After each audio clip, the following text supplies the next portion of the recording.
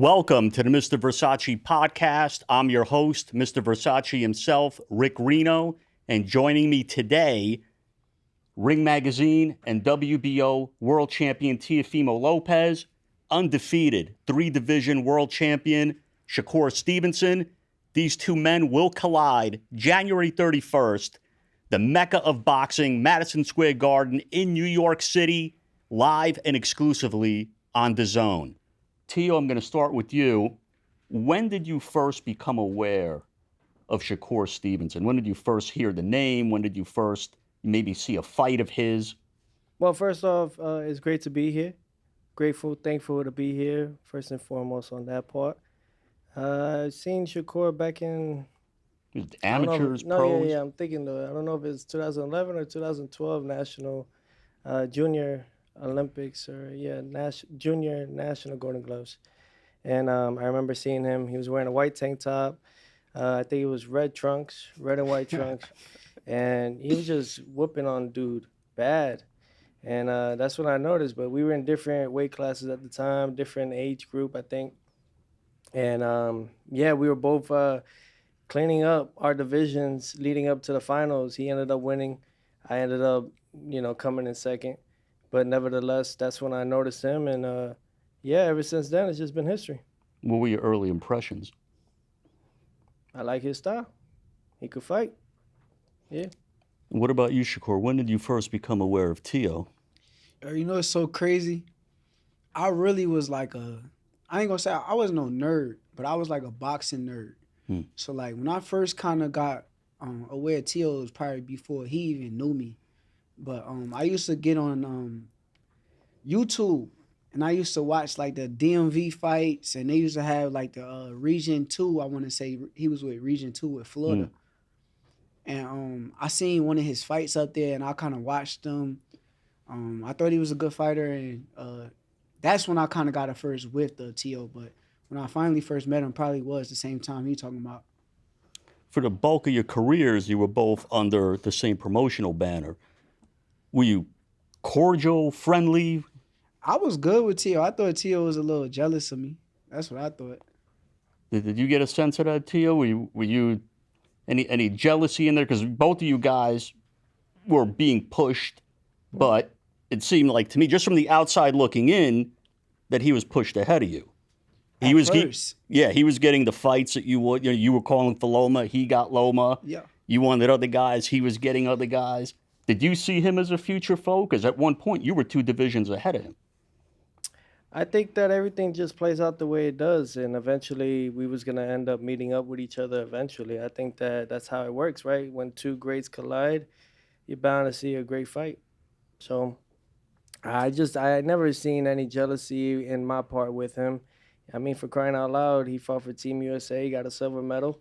And, not during them times, though, and bro. The whole thing not was during them times. Pushed. I'm speaking on the times where I felt like you had a push start. You got the you used to be ahead of me far as like you was the code on Terence Crawford card. I was underneath. Then you got the opportunity to fight with Lomachenko. And after that, I felt like I kind of got pushed more than you, and you felt some type of way about the way that I was pushed more than you. When it came down to ESPN, I remember you saying a little comment with the ESPN only like black fighters and all that kind of stuff. And when you said that, I kind of felt like it was a shot at me. So I felt like it was a little bit of jealousy. No, I just didn't give enough. That's all. Cool. I just didn't give enough about it all. Yeah, but when you said in the comments, you said something there. It was something you said at that time. That was something. It was the way you felt, right? Nah. I just pushed the movement that I felt like we was taking over as we are now. Like I said, I think you the truth. I know I'm the truth, and can't wait to see it. Well, Teo, you've said in a recent interview that you feel that this is Shakur's time to lose. That you see this fight going 2 ways. Either you're going to make him quit or you're knocking him out. Are you standing by that? Yeah, I'm a champion. He's coming to go in my weight division. He's trying to take over my stuff. This is my bread and butter. I stand on it, and I'm not going to allow anyone, not not a single soul in this room take what I've worked so hard for. Now, Shakur, you, judging by the recent CompuBox numbers, you're number one by a mile as far as fighters not landing any power punches on you. How do you feel when you hear a guy say he might not just stop you, but he might make you quit in the fight? Make me quit is crazy. Like, I don't got no quit in me, but it's cool. He's supposed to feel that way. Like, he's supposed to say the things that he's saying. He's not saying nothing out of the ordinary or something that I didn't expect. Only thing that I kind of took away, he got on a podcast, I want to say, he said that I was slow. And that's the part where I'm like, okay, he's going to be very surprised come fight night to where it's like, you really thought I was slow? Like, is that something like you put in your brain and thought it was about to come out there and work? Now, Teo did recently say on our weekly show, Inside the Ring, with Max Kellerman, I think there's some guy, Coppinger, on there. I don't really know him too well. I just know Shakur puts the mute button when he's on. Yeah, definitely. But you said on there that Terence Crawford sent one of his little guys to come after you, implying that obviously you want a fight eventually with Terence Crawford. Is this a fight where, first, do you see Shakur as a legitimate threat in 140? Because he's a guy moving up. At one point, you were 2 divisions ahead of him. And in second to that, is this a fight where you want to send a message to Terence Crawford based on your performance in this fight? I guess, yeah, to put it all together, I mean, you got to fight the best, and he's real close to Crawford, very close to him. And I think that, Crawford has high hopes of him, high expectations on Shakur, and what better way? I tried other ways that didn't work, and that's just part of me just learning. So I think now it's better just to do it with action, let the fist talk. And now he's here, and like you said, I was 2 divisions ahead of him at one point in time. Now he's here going up to my division at 140 and trying to reclaim and claim everything.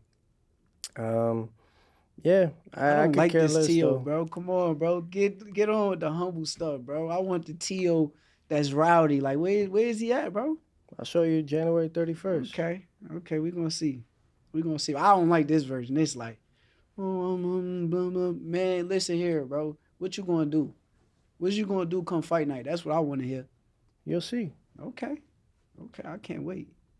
I promise you I can't wait. I've been here. I'm going to continue to stay here. I've been looking at you for years, bro. I've been here. I'm going to stay for here. For years. I've been already Okay, that's this. good. I played it out of my good. brain You got to focus times. on the top guy. For sure. You the top focus guy. On the number one. You a beast, bro.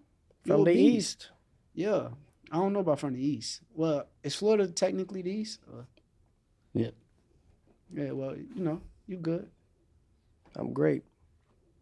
You've said after you watched this fight with Barboza that you saw that he was on point and you went to your people, you said, I want this fight, make this fight happen.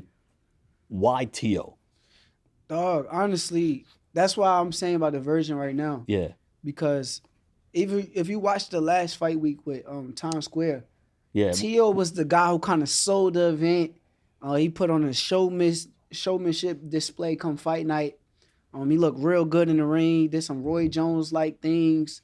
So that kind of excited me. Like, that kind of brought like something out of me to where it's like, I want to go against that guy. That guy is that good, and let's see if he could be that good in front of my style. Can he do them same things in front of me? I don't believe it, but I want to see. Well, there are been questions, here and there about Teo's mental state, as far as the critics. And you are a type of guy, when you're in the ring, you take guys sometimes to a dark place after a couple of rounds. You sort of break them. Do you think you're going to break him after a couple of rounds? Yeah, I know I'm going to break him. I know it's going to be a certain point in that fight to where he's going to be mentally frustrated. And when he gets mentally frustrated, that is where I'm going to attack. What do you think, Teo, you have to do to combat his style? Because you're a guy who likes to analyze your opponent, you look for those openings, and you capitalize on it, but you can't really fight like that with a guy with the style of Shakur. And you've said you may have to make this fight really rough. What do you mean by that? I think that it's just 2 guys that believe that no one could No one could get into their defense. No one could get into their offense. No one could actually get into their style. Stylistically, he believes he's the best, and I know I'm the best, and that's why we're getting to this point now. He wants to challenge himself. I'm here for it. I'm here to challenge myself every time. That's part of boxing, and I think that one thing we are doing here, Mr. Versace, is one thing for a fact is that we're showing all the next generation this is how you do it. You don't do it in your early 30s. You do it now. You do it when the time is right, and this is the right time. That's why we fighting in the big room. That's why everything is on the line. That's why I'm putting everything that it's got to be. You know what I mean? He's got more to gain. I got nothing to lose. So where is that going to? Anything. It's really just the truth. It is the sport. Who wants it more? How bad you want it. Facts. And no matter what, when it all said and done, we're going to show all these other guys, no matter how much money you make in this, you got to fight the best eventually. Yeah. Well, you were practically 1 foot out the door of this division. You wanted to fight Jaron Ennis. That didn't come about, not because of you. You wanted that fight. Then tell them why. If it wasn't me, then who? Well, I think Ennis didn't want to stick around at the weight. As far as what Ennis's people told me, he did. But I know you were willing to fight him even at a catch weight. Because I'm crazy. So what was it about Shakur where you said, I'll stick around at 140 and fight this guy? His last fight, Cepeda. His last fight. You don't know how many people are talking about him on every scale level. And when it came to the talks of me and Haney fighting in August, I didn't go for it because he had no motion. Now he does after the Brian Norman. But Shakur, it's all there. But I didn't focus on him. I was focused on what's next, trusting my power team, trusting on my team and what can do and who could we fight next. Shakur decided, he initiated, let's go up to fight Teo. Kudos to him. He's going to the top guy. He ain't going to marinate. He's going right to it. So obviously he's there to aim for greatness, and that's great. That's what we need in the sport of boxing. You're undefeated. Teo has 1 blemish on his record, which is the George Kambosos fight. Teo, his dad, they say, is a vastly improved fighter since that fight. Do you think he's a vastly improved fighter since that fight, or do you see the same mistakes? You said he makes a lot of mistakes. Yeah. Do you still see the same mistakes to capitalize on that you saw in that fight? Honestly, I'll be a fool to think that the fighter that I'm gonna fight against is the fighter that Kambosos fought against. I think with that fight, he probably mentally wasn't fully there, and then I also heard he had some other issues going on during that time. So, I know to expect the best version of Teo. Teo kind of shows up when the guys that you think is going to beat him, that's when he shows up the most. So I'm expecting the best version of him. Expect the best version of me. And I think it's going to be a tremendous fight. This dude is in my way. That's how I look at it. Like, same way he probably feel about me, I feel the same way about him. He's in my way. I'm chasing greatness. But I wasn't in your way. You came up to my weight. Yeah. You didn't have nobody at 35. That's true, but you the guy, bro. You the guy. You 4 Kings. You been the guy for years. But you the guy on the pound for pound. I agree. I agree. I understand. So how am I the guy if you on the pound for pound? But you're the guy, bro. You know you the guy, bro. I'm Theo. Yes. Yeah. You been the guy since, bro. You the guy. But I'm just telling you. But I don't. You're in my way, bro. I don't carry it that way. But you're in my way. The mentality is never going to be that way. But you're in my way. But you're in my way. So I got to move you out my way. That's how I look at this. Nope. Ain't nobody taking food off my table. That's all I'm going to say. But I'll tell you this, though. You bit more than you could chew. That's cool. You can feel that way. For sure. But come fight night, you're going to realize this is a lot different than being on the outside than being inside of there. As they all say. Okay. I'm slow, right? Mentally. Oh, my God. Mentally. Okay. I'm talking about I'm slow in the boxing ring, right? Mentally. I'm talking about the boxing ring, what you was talking about. I'm slow, right? Mentally. Okay, you're going to see. I promise you're going to see. Teo, to Shakur's point, you seem to be the guy that rises to the level of your competition. When you were going against Loma, people felt you were the underdog. Josh Taylor, the same thing. And those are the fights where you really showcased your skills and abilities and upset the odds. Is this another fight where you're coming in there with that mentality to upset the odds? Just put them in front of me and I'll beat them. Not about the odds. It's about, I guess, defining them. You define the odds. Everybody's against you, great. That's when you know you're doing great. I put a thing out there. It's like, if you want to be liked in this sport, be a good boxer. You want to be loved in the sport, be the best boxer. But if you want to be hated in this sport, including the odds, be the greatest boxer.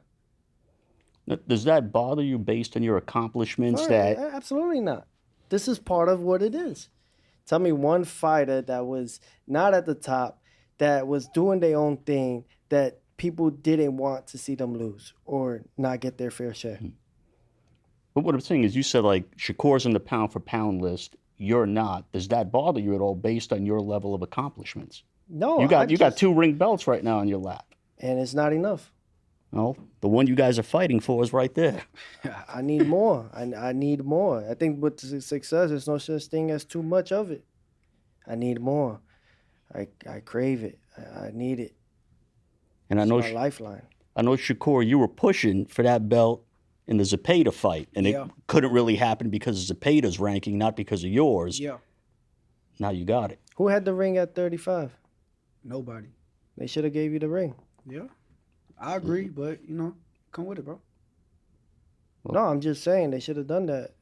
Well, it's usually number 1 and 2, and 1 and 2 is him and Keyshawn, and him and Keyshawn are close friends, and that fight couldn't happen. Hey, buddies. Yes, sir. So you played yourself, all right. How I play myself, bro? You could have got a ring. You could have had 2 like me right now. I ain't gonna fight my brother. See, that's the thing, man. Ain't no brothers in this thing. You ain't got brothers, brother, but I got brothers. I had one, but he ain't here no more, so it's like... Yeah, I'm just telling you how I look at it, bro. So I don't get it. I bet you their plan is this, and this is it. He goes to 140, tries to claim it, then he'll probably go back down to 35, let Keyshawn go to 40 and do his thing at 40. And then Crawford's got his agenda. He's already on his way out soon, eventually. It's a little... I got a question, though, bro. What do one man's plan or whatever you got to do with Because you? It's not boxing. It's boxing, yeah. It is This boxing. ain't I'm fighting you. I'm not fighting nobody else. It is not the I'm truth. fighting you. But I understand, but it's not the essence of what we The did it essence for, what of we do. shit. Do is it boxing, for. bro. Boxing This is me versus you, the best versus the best. Bro, That's what boxing is. We can all kick it when we done, retired. Bro, we can you all got kick the it when we Ring at the Hall of magazine Fame belts type right stuff. there on your shits right now, right? Are you I the best earned fighter them. at 140? That I am. So if that's the case, what are we talking about? Why are we talking about Don't flip anybody it. else? Don't flip it. No, I'm really asking. You had opportunities to be Why the are we best talking about anybody else? It's me You and had you. the opportunity to be the best at 135. Okay. You ain't tend to do that because you got How? brothers. My brothers, hold on, time out. Let's understand what you're saying. Keyshawn had one fight where he got the belt, right? Right? At 35. Yes. Okay. After that fight, he had. But you get what I'm saying, How long right? did he have a belt for? No, you saying that I'm not fighting the best. I will fight anybody. But I'm just saying. But not your brothers. No, I'm not fighting somebody that I came up with. And this is. Somebody I really been with, like on some real trenches, me and this person. I'm not. There ain't no money in the world that's going to make me do that, bro. All right, so like let's say that was But the I case, will fight right? you. Let's say that was the case. And You the guy. Y'all ain't going to see no unifications at 40 if he tries to take mine. Because he buddy with. Ain't you going to beat me? But I'm saying. Ain't you going to beat me? I'm saying it. That's what we This here. I'm saying. If you going to beat me, No, what are I we know what talking I'm about? going to do. I know what I'm So going to do. you going to erase my name. I know what I'm from going to do. This 140 Basically, what I'm trying to let you know right? is that boxing ain't going to allow it. But how boxing not going to allow it? It won't. How? Because now you facing me. Oh shit, I'm so scared. Teo, I'm frightened. I'm scared for my life. I'm facing you. Ooh. That shit don't move me, bro. I can't wait to see you. I've been waiting on this. Yo, I don't know how you don't understand. I've been waiting on this moment forever. Like, it's been years and years for this moment right here. You gave me the opportunity. I appreciate you for that. But shit come with it. Facts. Now, do you think, based on what he said on Inside the Ring, where Crawford sent one of his little guys after me? Crawford ain't send me. That's something that he just got something in his brain. I don't know what's his insecurity about Crawford. That's on him. But like me, Crawford ain't send me. I sent myself. I came to see Teo. I ain't called Bud like, yo, Bud, I need to go fight. No, it was me versus Teo. That's what it is. I want to fight Teo.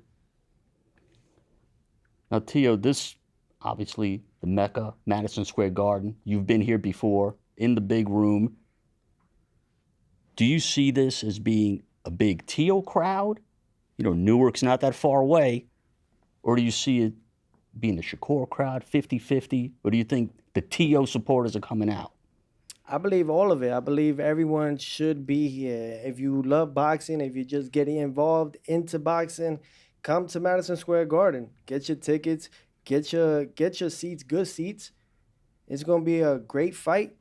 This is a great showdown. And God willingly, you guys put on a great undercard. We need a good undercard on this fight. This is the magnitude of it. We're going to start 2026 with a banger. So whether you from Brooklyn, whether you from the Concrete Jungle or Brick City, any parts, whether you from Philly, anything. If you love boxing, come out here. Come out and support. And I mean that everywhere, from the UK, from the people from the Kingdom of Saudi Arabia. I mean, everywhere and anywhere. You don't want to miss this. And for your part, Shakur?